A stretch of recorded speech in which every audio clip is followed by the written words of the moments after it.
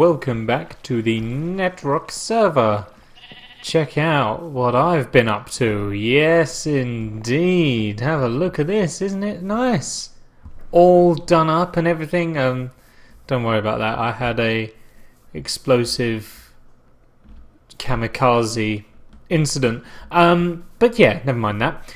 This is my storage room at the moment, with very fancy wancy schmancy pancy enchanting table in there. I will tell you why it is fancy, because it is variable. As you might be able to tell, we have a lever there for one set of bookcases, and we have a lever there for another set of bookcases, and I also have this button should I want both sets of bookcases. But that's enough of that. Oh, go on then. Seeing as how you twisted my arm, I'll go and show you all of the wiring behind. It's very straightforward actually. It's not that complicated at all, as long as it's still exposed. Ah yes, look, here we are. Not that complicated at all. So these two blocks here are the levers, and as you can see, when you turn it on, it will power this bit of redstone here, which goes all the way back and then just powers this bank of pistons, which push all of the bookcases out, and it's exactly the same on the other side. The button is wired up to this torch, which goes into these monostable circuits, and these provide a very quick pulse, so quick in fact that it pushes the bookcases out, and then the pistons retract and leave the bookcases there, which is why you have to press it again so that the pistons shoot out, grab the bookcases and pull them back in again. Very straightforward, very simple, and very interesting. Very cool indeed. So that's that. I'll now show you what we're dealing with round these parts here. This I am going to eventually turn into crop farms, but I haven't gotten that far just yet. And down here is the basement, which I'm still working on, as you can see through here. This will hopefully be a very decent mob spawning system that can use to get loads of mob drops and stuff, but as you can see, it's not up and functional yet. That's because I keep finding caves that I want to go and investigate and all that sort of stuff. Now, what are we actually here to do today? Because I think I've shown everything off that I need to. Today we are going to head off to the Nether. The reason why we're going to do this is because everyone now has a Nether portal, and they have a Nether tunnel, which leads to a Nether hub that me and Nay put together. So we're going to head over there and do a little bit of work on the tunnel, and I thought I might get that on video. I might tell you a little story as well while we're out there, you know, just to because why not, really? Why not? We may as well. So I need to get some of this together first, because I need to go and grab some leaves. Yep, I need to go and get some leaves. And they need to be jungle leaves, which is handy because well, you know, my house here backs out onto a jungle. Hello piggies. Hello cow. Right, which one should we deal with here? Because this is the other thing as well. I don't just want to leave naked trees everywhere, but I might have to. I'll come back and pilfer them of their wood at a later date. So yeah, that's what we're going to do. We're going to work on our Nether tunnel, portal, hub thing. And I am going to do that by gathering leaves and falling. Yeah, that's basically it. I think that's all I'm trying to say here, really. What else do I do also need to grab some glowstone before we start. Oh, okay, cool. Yes, I need to go and grab some glowstone as well, because I'm using that for lighting, and I've sort of run out. However, as you might notice there, I do have an enchanted pick, and that pick is very blessed in that it contains Silk Touch, which means that grabbing glowstone isn't nearly as stressful or luck based, which is wonderful. Oh, look who's finally decided to show up. No, she's been on very regularly. We all have. No, we don't have university anymore. This is our playground. Hey there. I can't think of a witty retort because she called me a lady. Hey there, lad. Hey there, lad. You don't want to be doing too much of that. If you do too much of that, your eyes go square and then you won't be able to see backwards anymore. But I can't see backwards anyway. Can you not? No, sir. I ain't been able to see backwards ever. Oh, I was under the impression that you're a wizard, Harry. No, I'm not a wizard. I'm just blessed. Oh, well, pardon the intrusion. I might turn your cousin's posterior back into its normal one rather than a pigtail now. Goodbye. That was a weird old thing. That's fine though. Been watching for a while. I'm sure you're used to weird old things by now. Oh, so many leaves. This should be plenty, but I don't want to risk it. Don't want to risk it for a chocolate biscuit. No, thank you. Wouldn't even risk it for a bit of brisket. What even is brisket? It's like a cut of beef, I think. Not sure where it's taken from though. Like, I want to say it's like the top half of the beef, maybe. I don't know. I'm not a butcher. I don't know these things. The only kind of inclination that I have is Man vs. Food with Adam Richman. I quite like that show, actually. It's a pretty good show. My parents don't really. They think it's all the same, and I guess, on the surface it is, but you've got to appreciate what Adam Richman's going through. He's going around America, eating all that food, and all of that. Oh, sweet Mary. Okay. I mean, theoretically, it doesn't matter if I don't pick all these up, because we're going to head off to the Nether soon, so as long as no one comes around my house, they should all be here for when we return. And I have got quite a few. I've got 2 stacks of it here, so we should be pretty okay for a little while. There are still a couple of odd jobs lying around though, so we're going to grab those. I think it's actually turning to night anyway, or it's at least heading towards the evening. No one's asked how she is yet, so I'll just put that out there. Yeah, I think the sun is setting, so let's returneth. I'm okay, thank you. Let's returneth. And, oh yeah, look at my little makeshift animal farms. Look. Oh, jeez. So basic. We'll get on to that. That'll be a project for the future. Oh, right. To the Nether. I need to... Oh, we've got 3. That's going to be tons. That's plenty. Wonderful. Okay. So let's head to the Nether. I need to try and locate some glowstone. Oh yeah, poor Magni. He's died so much on this server. I mean, at first it was funny. Now it's not fair. Oh, and here's my pet Zisto. Oh my Jesus, he hurt me! Why did you do that? Why did you do that, Zisto? Oh, well here he is, anyway. I didn't think Zisto was... Oh, well, there he is, look. He's going nowhere. And that's good. I was going to try and keep him as a pet, but evidently, the guy hates me. So that's not going to happen. See, look, I told you, he's not having an easy ride on this one. Is this guy going to hurt me? No, this guy seems fine. So maybe. Well, I did attack a pigman in my home base. And obviously, because he's wearing armor, he won't despawn now. So maybe he's going to be angry at me forever. That's probably what. Who did this? Liam, Beth, looking at you. Jesus Christ. Definitely wasn't me, and I'll tell you why I know it wasn't me. Because whenever I wanted to go down there, rather than do that, I just jumped off of the edge here and hoped that I would land on it. Ah, right, glowstone. Some there. Sizable vein right there. That'll do me. Grab some of the cobble.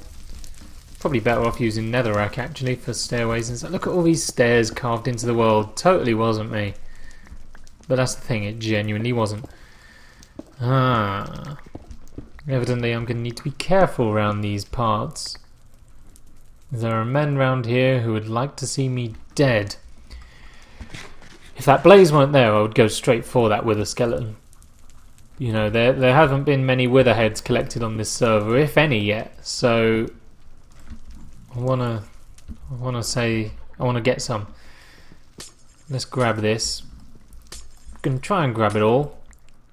As much of it as possible. The more we have, the better. Let's grab as much of it as we can. And I will be... Whoopsie daisy, don't want to silk touch on the netherrack, that is a waste.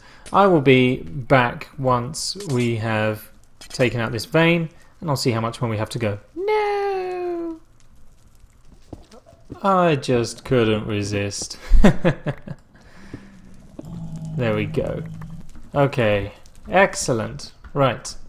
So, now I've got all of that, let us head over to my nether tunnel. Now, I have a few ideas for some stuff to do with the nether tunnel, and I shall explain those to you when we arrive so that I can show you what's going on. If I haven't shown this off already, I can't remember if I have or not, but this bridge here leads directly to Nay's portal, and obviously we'll be able to take this down once my tunnel has been set up, which is still a long way off as yet. But I do actually quite like this. The run across this bridge is quite cool, especially if ghasts are firing at you. It becomes a bit like an action movie or something. But yes, that's not important here. What is important is that I survived this confrontation. That was easy. So, yes, as you can see, this is Nay's end, and... Oh, you cheeky rotter! So yeah, this is Nay's end, and as you can see, it's a little bit busy, but that's not what we're fussed about. I'm going to head up here. There's her portal, look. This is her rail. Now, she only has one minecart down here, and I don't want to keep wasting them, because I think it's me that keeps on causing problems for them here. So, we're going to climb up. She should put steps in, really, for people like me who run rather than get the minecart, but whatever, I can understand why there hasn't been any stairs put in yet, because everyone else gets the minecart anyway. So yeah, this is Nay's tunnel. It's very, very stony, very leafy. It's all very nice. Nice and pumpkin-y up there. Look, got pumpkins and stuff. And here is the Nether Hub. Da da da da. With our own little stuff going on in here, and the Nick Ward patented super smelters right there. And if you will just bear with me, screenshot, that'll make the thumbnail. So that's Nay's. There's an empty spot there. This way leads down to Toby's, and it looks pretty snazzy as you carry on. Yeah. And then that's going to go to Fraser, new member of the server. He's going there. Beth and Liam's going to go there. This is mine, and I think the rest are just empty at the moment. So yes, here's my portal, looking all nice and stuff. I'm going to grab the things that I need here, and I'm going to carry on from where I've left off. I mean, the ideal thing is that if I were to turn this on fancy, look, even if you look through, look, you can't see the netherrack. That's the kind of effect I'm going to go for here, because I think it looks quite cool. The I guess the words to describe it would be earthy. That's how it looks here. It looks kind of, I think all the colours go well. You've got the kind of reddish of the jungle planks, and the browny reddy, even that green there on the logs adds in and looks all really nice up against this netherrack here, and the leaves as well, for a similar sort of reason to the logs. So that's kind of why I've gone for this look. But we're going to put them back on fast now so I can carry on playing. And I'm going to have a loaf of bread here, and I don't know, I think I might tell you a story. How's that sound? Should I tell you a story? Let's see, what story shall I tell? I'll tell you the story of when I had my appendix taken out. How about that? That's it. I mean, granted, that's an odd conversation opener, but I don't think it's one I've ever really... Well, no, I don't think I have spoken about it on the channel ever. I don't even know if people are aware if I've had my appendix out. If you weren't aware, well, there you go. Now you know. But yeah, so let me tell you about the time I had my appendix taken out. So it was... What was the year now? I can't even remember. I want to say maybe 2004, 2005, maybe. I think it was the Easter. It was Easter time around 2003 and 2004. Or 2005, whichever years I said. 2004, I think, because I think I was in year 8 at secondary school. So it was Easter, and I was getting these stomach pains in my stomach, funnily enough.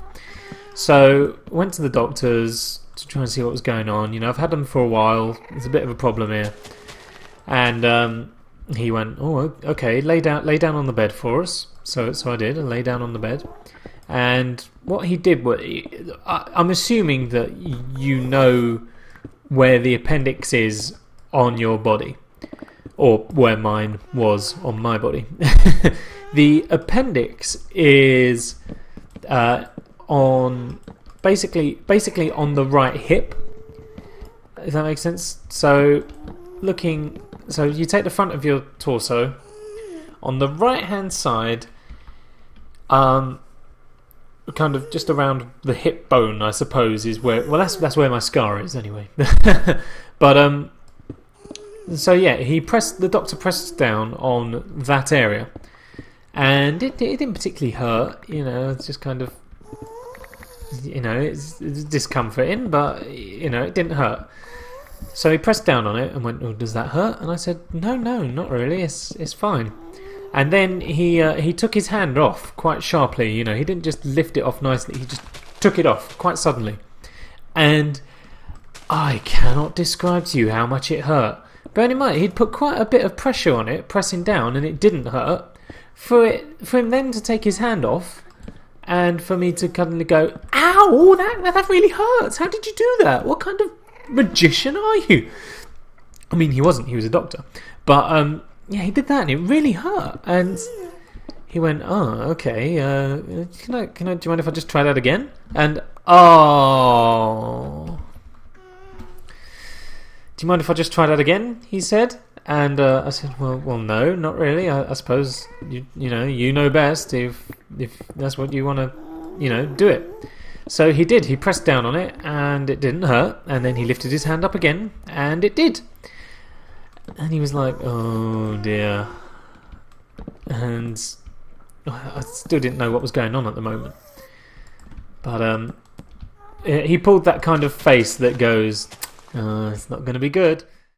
And all the while, there had been like 2 or 3 people in the room with us, in the doctor's room with us, while we was having our chat. And I didn't think anything of them. He just kind of introduced them and said that they were watching, that they were students, and they were watching to basically just kind of see what was going on. Didn't think anything of it. And then he said, "Do you mind if the students have a go?" And I thought, what do you mean, have a go? And he clarified and said, they're students, they're learning, and we haven't had a case like this before. Do you mind if they do what I did, just so that they know what to look for? And I thought, what? Well, no, actually, I guess that's kind of all right, but I'm not some kind of bear that dances. Be considerate about it. I'm in a lot of pain here. So they queued up, as if getting on a fairground ride. They queued up and pressed down on my stomach, and sure enough, it didn't hurt. And then they lifted their hands up, and it bloody well hurt. I don't know what they were hoping to find that was different, but they did it anyway. And after they'd all had a go on the test your strength, scream, operation indicator, blah blah, i.e. me, my doctor turned to me and he went, "Right, okay, it's appendicitis. How how soon can you get to the hospital? And he was like, excuse me, what? It's appendicitis. How soon can you get to the hospital? Shall I book you in somewhere? I was like, what? Hang on a minute, it can't be that serious. It's only a stomach ache. And he said, well, you need to go to the hospital and have it taken out because it shouldn't normally cause this much discomfort. It's got to go. So we went, oh, okay, fine. I'll go to the hospital then. So we did. We went to the hospital with me having appendicitis. And we went in and did all that. And we waited. We waited until we could be seen by one of the nurses or whoever was going to be taking care of me. And we went in. And there she was. She had to clarify that I had been sent there for the right reasons. So, as you can probably imagine, she pressed down on my stomach just to make sure that, it was what it was and it didn't hurt. And then she lifted her hand up and funnily enough, yep, it hurt. And then she said, oh my Jesus. I feel, oh my Jesus, that's it. So yeah, she kind of pressed down and didn't hurt, lifted her hand up and it did. And I was used to it by then. I thought, fine, whatever. I know what this is for. Believe me, I've had it done enough to me at the doctor's office. I am more of a professional on this subject than you. I know exactly what that means.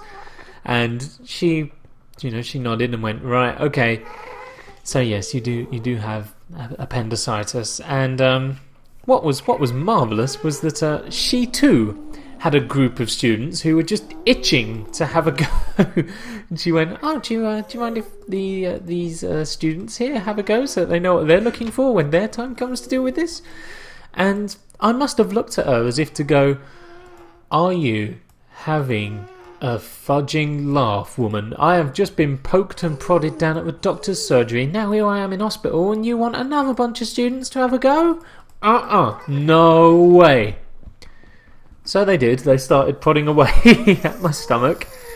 Going, oh, does that hurt? No. Lifting the hand up. Oof! Oh, yes, that hurts. And I knew it would because that has happened a lot of times already. And you are probably the 10th person to have done that to me today.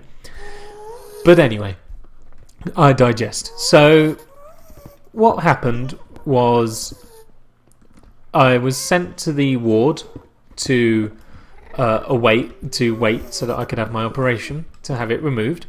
And we was... Oh, is that some quartz over there? I might have that. And we was there, we was waiting, and we expected to be there for quite a while before we get seen. And then before we know it, the anaesthetist, is that the name for them? I think it is. The anaesthetist turned up and went, right, okay, we're ready for you if you just want to hop on the trolley here and we'll take you down.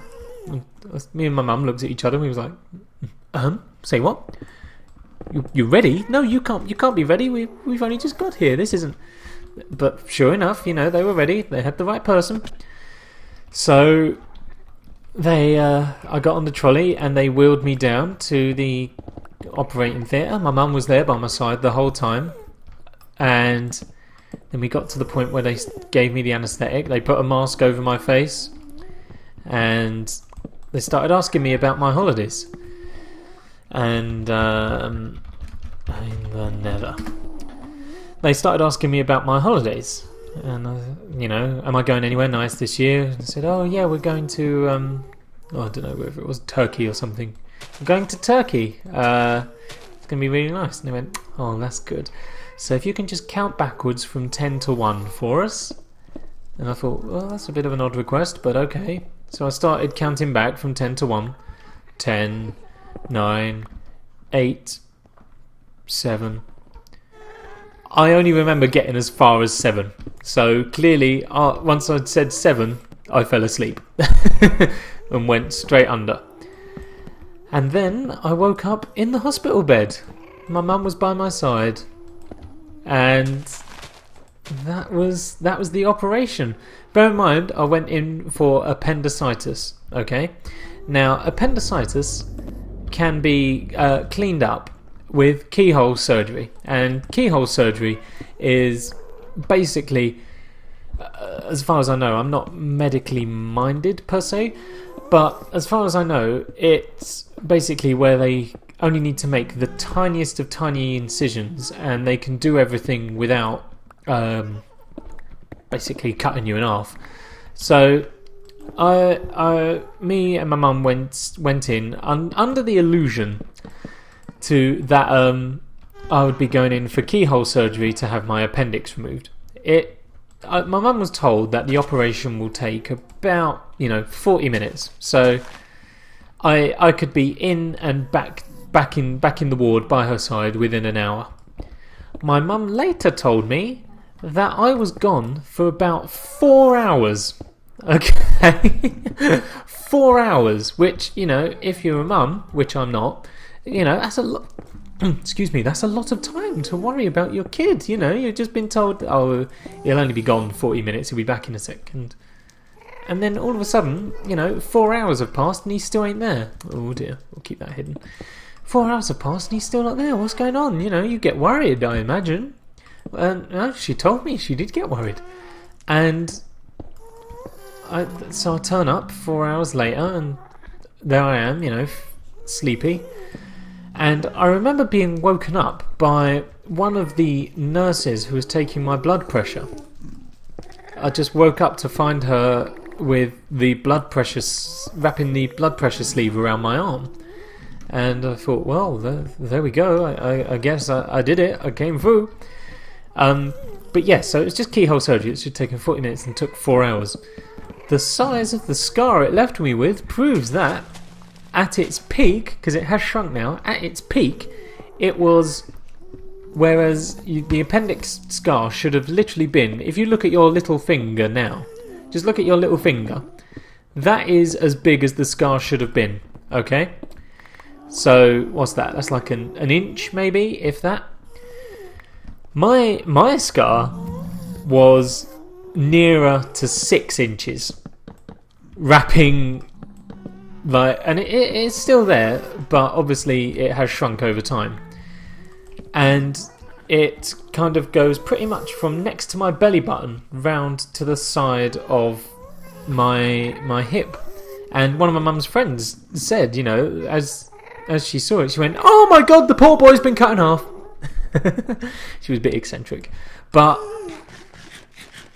where did I get to in the actual story? Yes, so there I was woken up by the nurse putting the blood pressure thing around my arm 4 hours later, after possibly the most colossal keyhole surgery in the entire world. But that's neither here nor there. They still did an amazing job. I'll just nick a bit out of here. So, yes, there I was. I had woken up, and my mum told me later that when I was brought back 4 hours later, she was watching them kind of dress me again while I was still asleep and put me into bed and all that. And she said that she noticed a hole in my stomach, and she kind of tapped the nurse on the shoulder who was getting me ready. She tapped the nurse on the shoulder and went, "They've missed a bit." She went, "What?" "Yeah, look on his chest, where that scar is, where the scar is from the surgery. Look, there's a bit that's open. The surgeon's missed a bit." And then the nurse looks at my mum and she goes, "That's his belly button."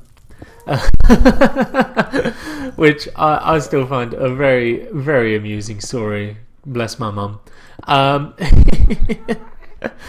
But yeah, that happened. I woke up the next day in hospital, kind of dazed, not really sure of where I was, and I had an appendix taken out, and I then had to spend the next 3 or 4 days that I was in hospital not eating. And bear in mind as well, prior to this, I had been everything I ate to put it politely, had been coming straight back up again, which is pretty much the reason why we went to the doctor in the first place, you know, where literally everything I ate just came straight back to haunt me. So that's why we went to the doctor in the first place, going, look, this ain't right, what's going on? And, you know, I'd lost a lot of weight as a result of that, and here I was about to lose more. I'll tell you what, if you really do want to lose weight, the appendicitis diet is very, very good at helping you lose weight, if very painful and not very pleasant. But that's neither here nor there. So there I was in hospital, and there were about, I think there were 3 nurses who looked after me. I think 3 in total. And one of the nurses' names was Debbie, and I remember her name because she was really nice, and she looked after me loads. She kept me entertained and stuff whilst I was in there. You know, she made sure I was all right. She looked after me, all that sort of stuff. Then, oh no, that wasn't Debbie. Was it Debbie? No, actually, I think Debbie was the horrible one. Basically, yeah, I think the nice one might have been called Teresa or something, which is a very apt name for a healthcare worker, if I do say so. But Debbie, oh, she was vicious. She was. Oh my good gosh, yeah, you didn't want to get on the wrong side of her. Believe you me, what she basically, you know, I should take the medicine. I should, because that's what, you know, it's there for. But she practically force-fed it down my throat. It weren't nice at all. And there she was, kind of going, take the medicine!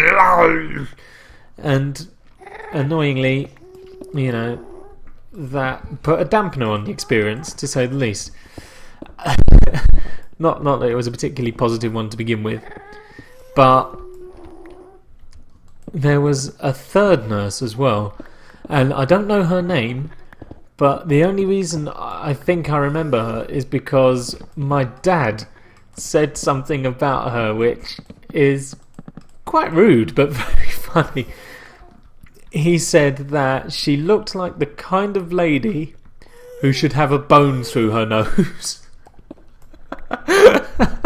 And to this day I'm still not entirely sure what he meant by that, but that is what he said about her.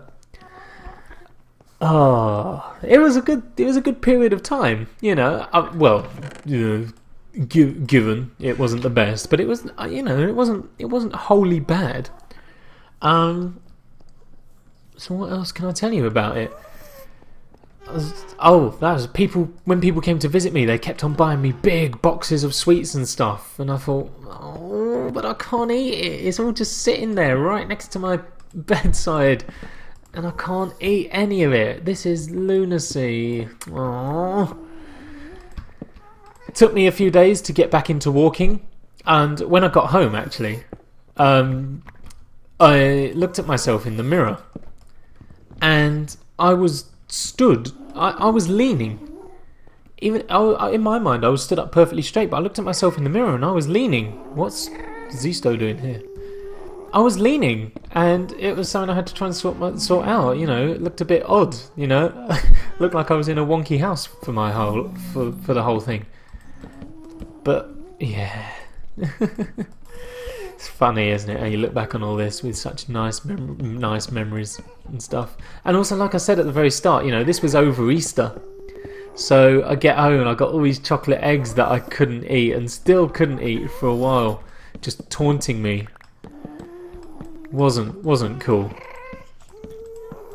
But I think I've covered pretty much everything to it, really.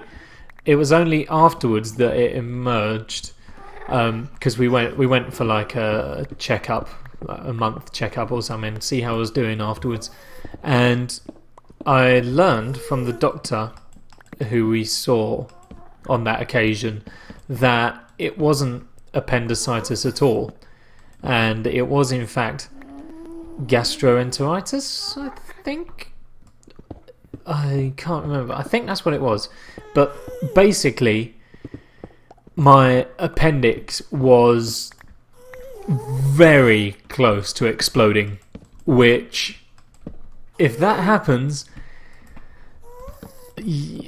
not worth thinking about. If your appendix explodes, you are in a very serious position, and mine nearly exploded. And my mum told me only recently, actually, that once I had been brought back, the anaesthetist said to her, which I don't know if he should have done or not, because, you know, she was my mum, probably didn't need to hear it, but he said to her that I was exceptionally lucky. So who knows? Had we done the typical British thing of, oh, it'll clear up in a little while, I may not be here talking to you. But thankfully I am. And that is the important thing. And that is also, I think, where we can end this story, really. Because I think I'm pretty much done. And I think that's it. And also I think, you know, the episode's gone on for long enough. If you've stuck it through to this point, then thank you very much for listening to me babble on and on and on about it, whilst not a lot interesting is happening. So yeah, thank you very much for watching.